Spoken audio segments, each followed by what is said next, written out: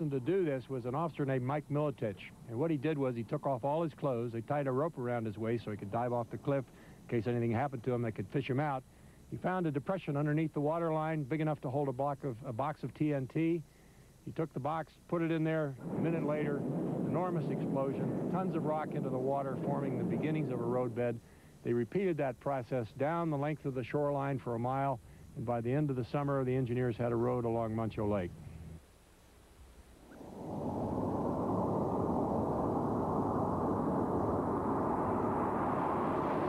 The Japanese weren't the enemy up here. The enemy was really something more common. It was water. Water moving too slowly or too fast.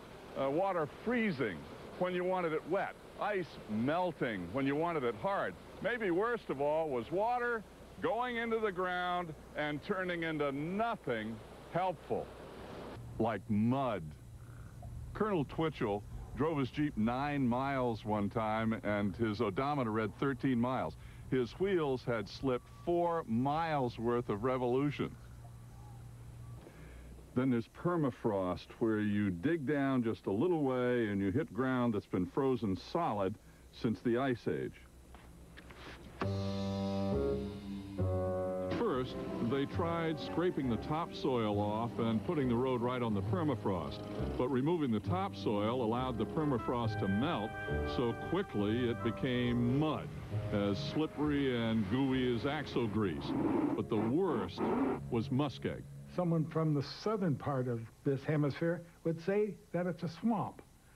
But the difference is that it is a frozen swamp, and it's a series of layers of ice and moss and ice and moss.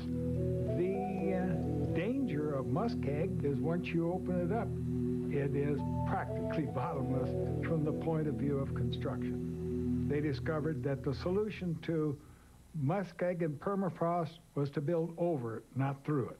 Or better yet, build around it. And that's why the Pioneer Road was so crooked.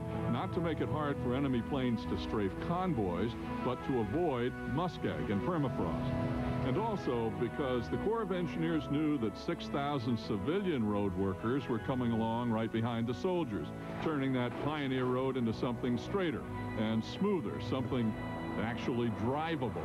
Men like bridge designer James Kwong. The road was not a road, it was a trail. In most cases, it required straightening, bypassing all the curves and so on. The original bridges that were built by the Army were essentially just a means of getting across until something better is built.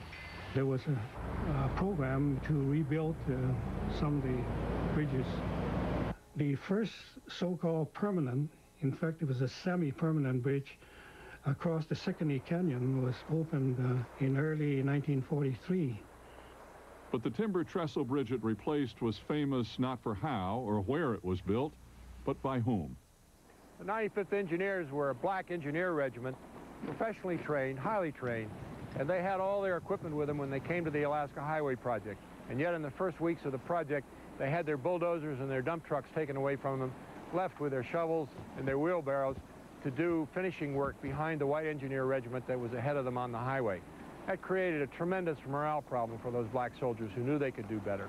My dad took command of the regiment in July of 1942, and he persuaded General O'Connor, the general in charge of the southern half of the highway, that what his outfit needed was a morale-building exercise, and the Sicanee Chief River Bridge was to be that exercise. And in 3 short days, they built a bridge across this 300-foot stream. It was a solidly built bridge, and it was built much to the surprise of the superiors, but to the satisfaction of the men who built it. Of all the bridges on the Alaska Highway, this one here was the last one to give way to Mother Nature. My father was a man of his time. He'd never known many black people, and he'd never worked with black soldiers. But it's clear from his letters home, he learned to trust them, and they learned to trust him. And I've always been proud of him for that.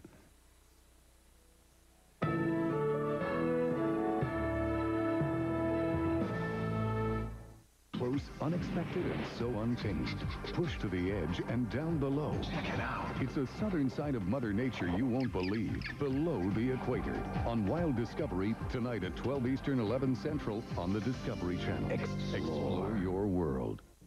If form, function, and creative engineering appeal to you, you might have the BMW chromosome. Get tested for it at Lauderdale Imports BMW. Test drive any of the 96s. If the precise handling appeals to your passion and the 4-year, 50,000-mile bumper-to-bumper warranty to your logic, you have the BMW chromosome. And Lauderdale Imports BMW has special lease and finance programs to appeal to your sense of value. Get tested today at Lauderdale Imports BMW, 1400 South Federal, just south of the tunnel. Most of our customers are businessmen, and they know how to dress up real well. But what they're struggling with now is how to dress down and still be dressed appropriately for business. At the Men's Warehouse, we believe that dress casual means dressing in a relaxed way, but still dressing so that you look like you mean business. We guarantee it. 10 South Florida stores. Call 1-800-776-SUIT.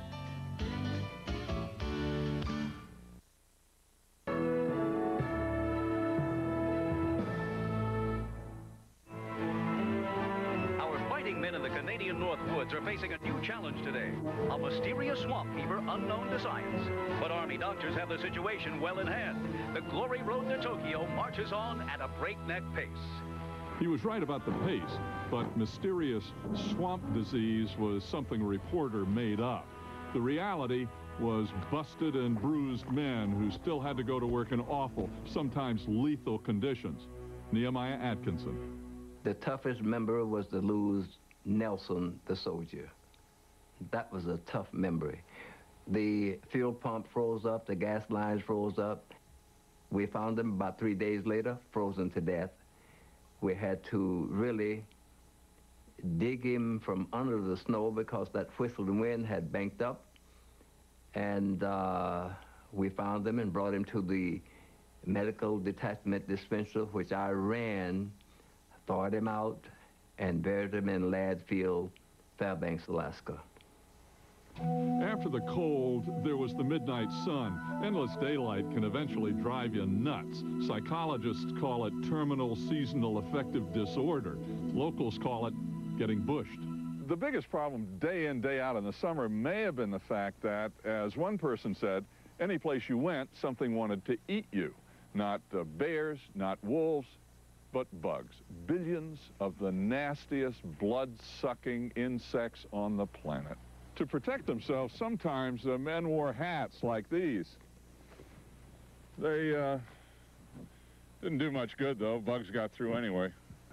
Guys like these, you know, bees, of course, the yellow jacket, they can get you. Wasps, one of the good guys, dragonfly. Here's another bee. There's a moth here. They don't do anything to you at all. Just millions of these mosquitoes. These are not just tiny little mosquitoes. They have some real girth to them, and they sting.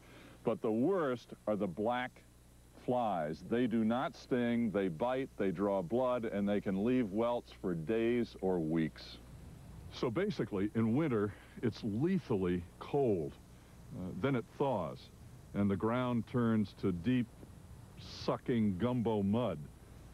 Then it warms up, and the mud becomes choking dust, and the mosquitoes and black flies arrive for lunch.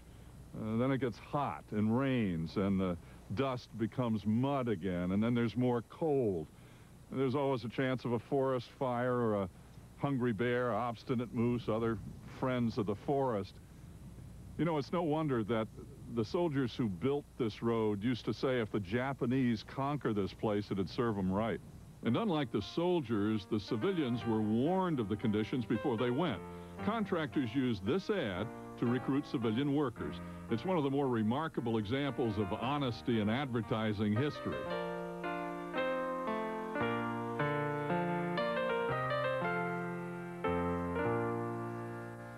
Living up here can be lonely, even though solitude is one of the attractions of the wilderness. This attraction is the Watson Lake Signpost Forest, and loneliness actually started it. Back in 1942, a lonely GI put up a sign pointed toward his hometown, Danville, Illinois.